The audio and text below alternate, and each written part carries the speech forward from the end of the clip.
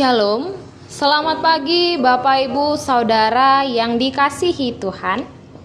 Selamat berjumpa kembali dalam Mutiha Hangoluan Renungan Harian pagi ini, Jumat 5 April 2024. Dengan bacaan Alkitab dari surat Rasul Paulus yang kedua kepada jemaat di Korintus, pasal 8 ayat yang pertama hingga ayat 15. Yang menjadi ayat renungan harian hari ini adalah 2 Korintus pasal 8 ayat 9. Demikian firman Tuhan.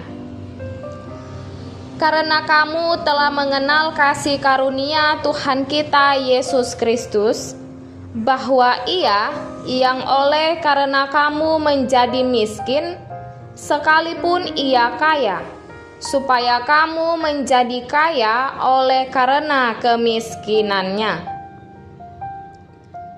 Miskin tapi kaya. Bill Gates, pendiri perusahaan Microsoft bersama Paul Allen, menjadi orang terkaya di dunia saat saham perusahaannya naik drastis sejak penawaran perdananya pada tahun 1986. Namun ia kehilangan gelar sebagai orang kaya itu.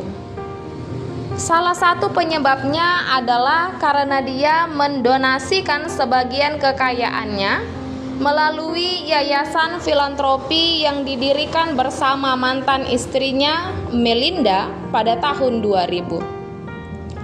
Hal ini memperlihatkan bahwa Gates merupakan salah seorang yang paling murah hati di planet ini.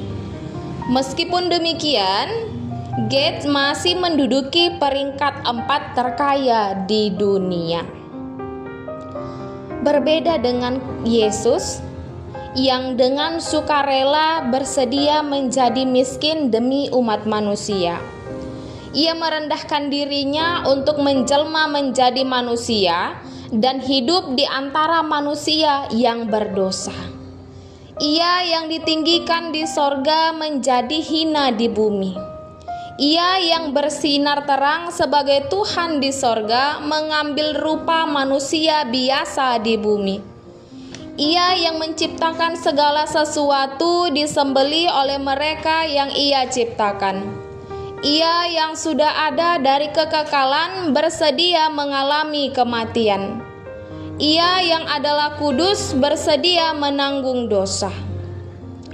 Rasul Paulus dalam nats ini mengemukakan kenyataan ini untuk mendorong jemaat Korintus yang kaya untuk turut dalam pelayanan kasih. Jemaat Makedonia dijadikannya contoh. Mereka tidak saja memberi melebihi kemampuan mereka, melainkan mendesak Rasul Paulus untuk menerima pemberian itu. Kesempatan untuk memberi bagi mereka merupakan anugerah Allah. Melalui semua pekerjaan kasih karunia-Nya, semua orang yang percaya kepadanya akan menjadi kaya secara rohani. Rasul Paulus menuliskan supaya kamu menjadi kaya oleh karena kemiskinannya. Dulu kita yang segala kesalehannya seperti kain kotor, sekarang di dalam Kristus kita dibenarkan oleh Allah. Karena itu pergunakanlah kasih karunia yang ada pada kita untuk berbelas kasih kepada orang lain. Saudaraku, kekurangan bukanlah halangan bagi kita untuk memberi. Pengenalan kita akan kasih karunia Kristus telah menjadikan kita kaya. Kasih Yesus yang berlimpah telah mengubah hidup kita dan menganugerahkan kemurahan hati bagi kita semua. Kaya atau miskin bukanlah diukur dari berapa banyak harta yang kita miliki. Kaya atau miskin adalah sikap hati. Kekayaan datang dari hati yang bersyukur dan diukur dari seberapa yang kita berikan bagi sesama yang membutuhkan. Kemiskinan diukur dari berapa banyak yang kita inginkan. Kekayaan diukur dari berapa banyak yang kita berikan. Kita berdoa.